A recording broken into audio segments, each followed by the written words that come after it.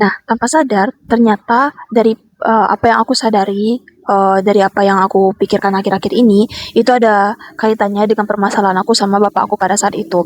Dimana ternyata aku itu hampir ngelenceng ya guys. Dan untungnya aku itu punya rasa kesadaran yang tinggi, sehingga aku sadar apa yang salah dengan diri aku, dan aku harus siap-siap untuk mengatasi permasalahan itu gitu. Aku udah siap untuk mengkategorikan dan menyiapkan diri untuk siap untuk menyelesaikan permasalahan itu.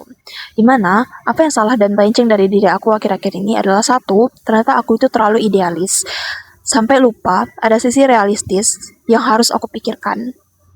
Tapi sebenarnya aku memilih idealis itu aku memilih rasa idealis itu untuk melindungi diri aku sendiri agar impian aku yang tidak nyata dan sangat sulit untuk digapai itu sebenarnya agar aku bisa berimajinasi dan mewujudkan itu.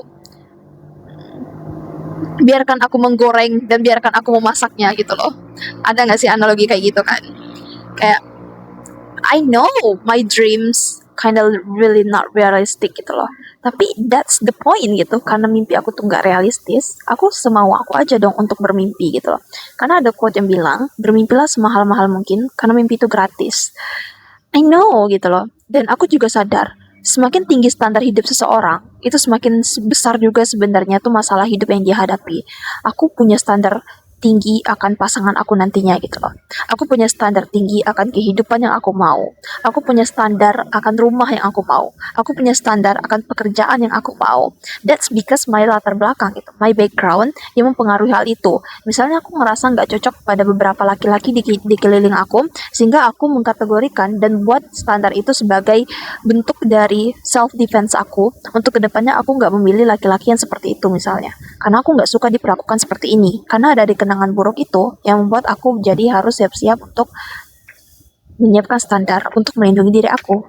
Nah itu kan pada akhirnya. Nah uh, aku tahu ada beberapa orang tuh yang realistis gitu loh.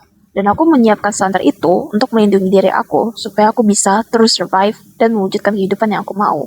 Karena kalau tidak punya standar itu, karena kalau misalnya aku tidak punya impian yang tidak realistis itu, aku rasa aku nggak akan bisa bertahan sampai sekarang.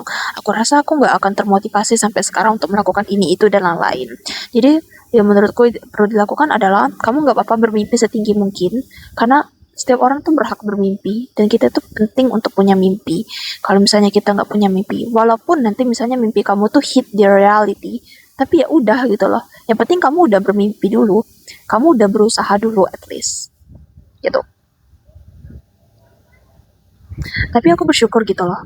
Jadi karena aku punya self awareness yang tinggi, aku tuh tahu jadi apa yang jadi permasalahan dalam diri aku, apa yang perlu aku selesaikan, apa yang perlu aku analisis, dan dari analisis itu aku bisa menyelesaikan permasalahan aku.